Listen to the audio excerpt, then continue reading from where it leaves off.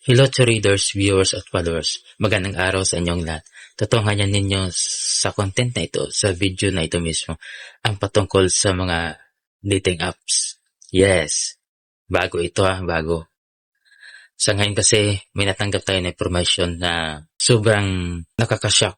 Kahit ako nagulat din ako. I think meron po dito sa mga subscribers natin at saka sa followers na gumagamit pa din ng dating apps. Ang dapat nyo malaman sa video na ito, sa natanggap po natin na information, is nagulat din ako nung nalaman ko na, ito pala yun.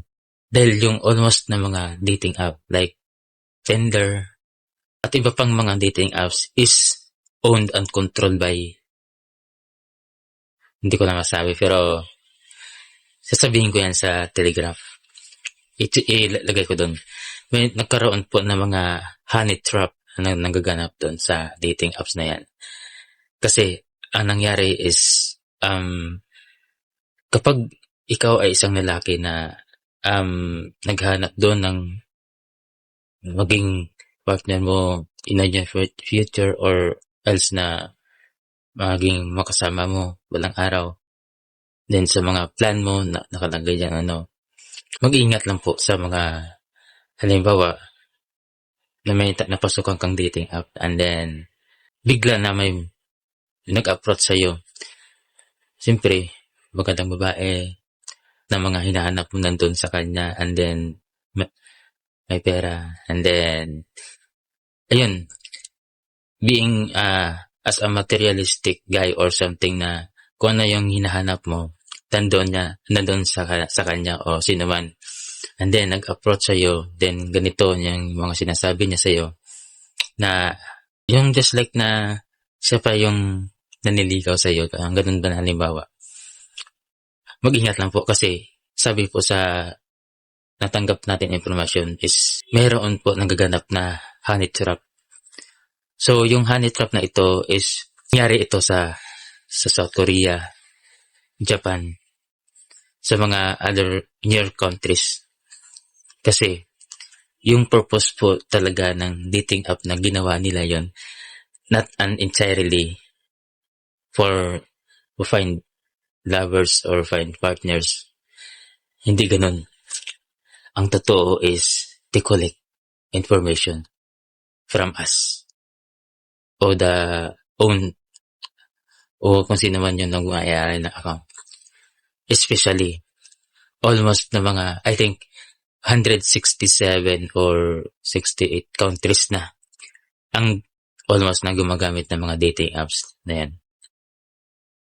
They collect information. Yun ang totoo dyan. Yung pinaka-target talaga nila is yung mga matataas at saka highly influential na mga tao. Kasi kapag ikaw ay nag-login doon, so, siyempre, hindi ka naman makapasok sa isang apps kapag hindi ka mag-login. So, magbibigay ka ng information mo. So, yun po ang dyan. Ang isa, balik ko sa scenario kanina, sinasabi ko na yung mga dating apps is owned and controlled. Meron pong conglomerate na pinagmay-ari ng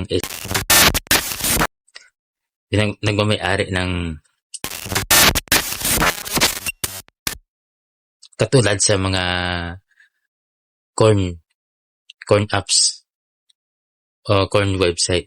I think yun ang simple na dyan. So, yun po yun. Mag-ingat lang po sa mga honey trap.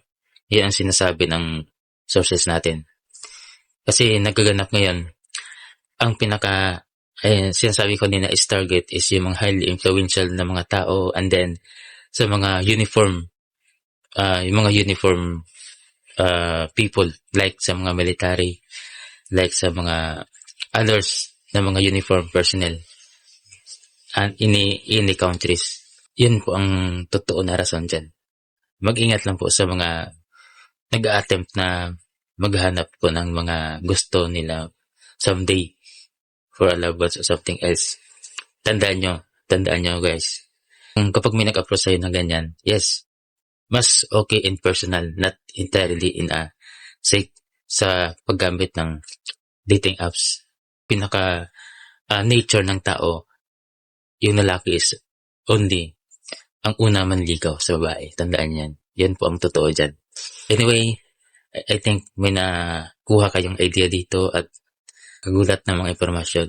Again, salamat po sa pagsuporta sa ating account at sa ating YouTube channel. Salamat po sa nag-subscribe and then salamat po sa nagstay at saka nanood ng video na ito.